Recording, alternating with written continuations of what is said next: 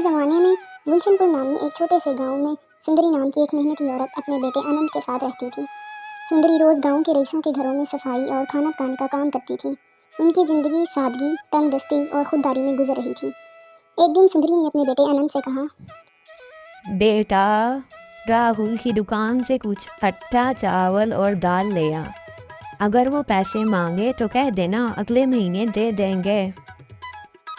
आनंद दुकान पर पहुंचा और राहुल चचा से कहा, चचा, अम्मा ने कुछ राशन मंगवाया है, अगले महीने पैसे दे देंगी। जिस पर राहुल सख्त लहजे में बोला, तुम लोग खुद को क्या समझते हो? दुकान कोई खैरात की जगह है, इसलिए उधार अभी तक नहीं दिया और अब फिर से आ गए हो तुम। राशन नहीं मिलेगा, चलो भागो यहाँ से।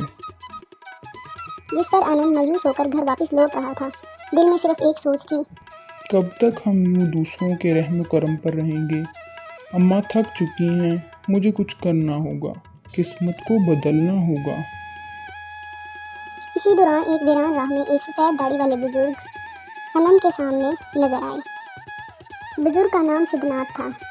बुजुर्ग आनंद से बोले, बेटा, तुम्हारी आंखों में दर्द है, दिल में आग है और किस्मत तुम्हारे साथ है।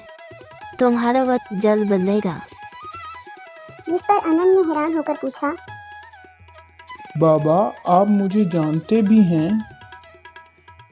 जिस पर बुजुर्ग ने जवाब दिया, जानता हूँ बेटा, तुम वही हो जिसकी माँ ने बरसों पहले एक बुजुर्ग की दुआ ली थी। तुम्हारी किस्मत में कुछ बड़ा लिखा है, सब्र रखो और अपने दिन की आवाज़ सुनो। इतना कहकर बुजुर्ग गायब हो जाते हैं।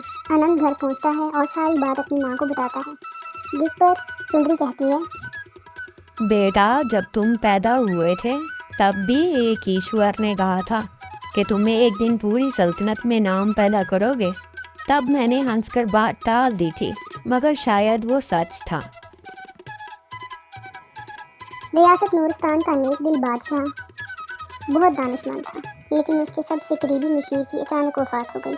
बादशाह ने ऐलान करवाया, जो कोई 3 मुश्किल पहेलियों के सही जवाब देगा वो सल्तनत का नया मशीर बनेगा और उसे 1000 सोने के सिक्के इनाम में दिए जाएंगे।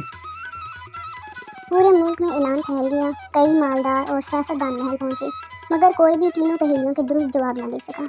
आनंद ने अपनी माँ से कहा, अम्मा, मैं दरबार जाना चाहता हूँ, शायद मैं किस्मत का दरवाज़ा खटखटा सकूँ। जिस पर सुंदरी ने दिल थाम कर इजाज़त दी और बोली, जा बेटा, मेरी दुआएं तेरे साथ हैं। आनंद बादशाह के दरबार में पहुंचा। बादशाह ने उसकी सादगी और एतमाद को देखकर कहा, पहली पहेली, बताओ सबसे बड़ी ताकत क्या है? जिस पर आनंद ने जवाब देते हुए कहा, बर्दाश्त और माफ़ी, ये दिल को ताकत देती है और दूसरों के दिल जीत लेती है। बादशाह मुस्कुराया और दूसरा सवाल पूछा। जिंदगी की सबसे बड़ी सच्चाई क्या है?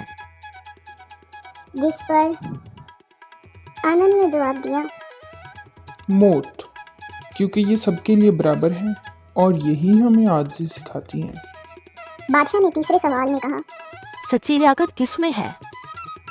जिस पर आनंद ने जवाब देते हुए कहा, जो दूसरों के भले के लिए सोचे वही असल में लायक है, क्योंकि इल्म और अक्ल का फ़ायदा तभी है जब वो किसी के काम आए। बादशाह जवाब सुनकर बहुत खुश हुआ। बादशाह ने खड़े होकर ऐलान किया, आज से आनंद मेरा मशीर होगा। इसे सोने के सिक्कों से नवाजा जाए और दरबार का रुतबा दिया जाए। आनंद ये सुनकर बहुत खुश हुआ। वापस घर आया तो सुंदरी की आंखों में खुशी से आंसू आ गए और बोली, बेटा, मेरी दुआएं रंग ले आईं। आज तूने मेरा सर फखर से बुलंद कर दिया। पूरे नूरिस्तान में ये खबर फैल गई कि गांव का एक गरीब लड़का बादशाह का मशीर बन गया है। वक्त गुजरता गया और दोनों माँ बेटा खुशी से रहने लगे। एक दिन आनंद बाजार से गुजर रहा था तो उसने 2 आदमियों को गाय के बच्चे पर झगड़ते देखा। उनमें से एक बोला, ये मेरा है क्योंकि ये मेरी गाय ने दिया है। जबकि दूसरा बोला, जी नहीं, ये मेरा है क्योंकि गाय ने मेरे खेत में बच्चे को जन्म दिया है, इसलिए बच्चा भी मेरा है। आनंद ने उन दोनों की बात सुनी और कहा, तुम कल सुबह बादशाह के दरबार में आ जाना, वहीं मसला हल होगा।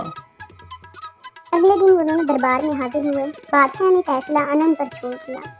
आनंद ने कहा, जिसकी गाय है बच्चा भी इसी का होगा, मगर चूंकि दूसरे की खेत में पैदा हुआ है तो उसका किराया एक सोने का सिक्का अदा किया जाएगा।